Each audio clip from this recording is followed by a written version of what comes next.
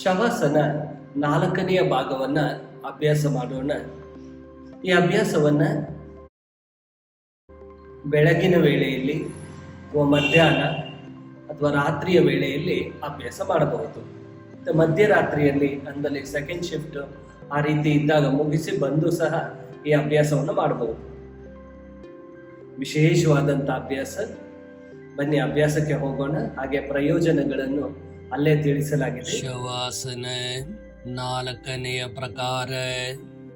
ಬೆನ್ನಿನ ಮೇಲೆ ಅಂಗಾತವಾಗಿ ಮಲಗಿ, ಕಾಲುಗಳು 1 ಅಡಿ ದೂರದಲ್ಲಿ ಇರಲಿ, ಕೈಗಳು 1 ಅಡಿ ದೂರದಲ್ಲಿ ಇರಲಿ, ಹಸ್ತಗಳು ಮೇಲೆ ಬರುವಂತೆ ಅಳವಡಿಸಿ, ಕಣ್ಣವೆಗಳನ್ನು ಮೃದುವಾಗಿ ಮುಚ್ಚಿ, ದೇಹದ ಯಾವುದೇ ಭಾಗದಲ್ಲಿ ಬಿಗಿತನ ಇರದಿರಲಿ, ಮುಖ್ಯವಾಗಿ ಭುಜ ಮತ್ತು ಮುಖದ ಭಾಗದಲ್ಲಿ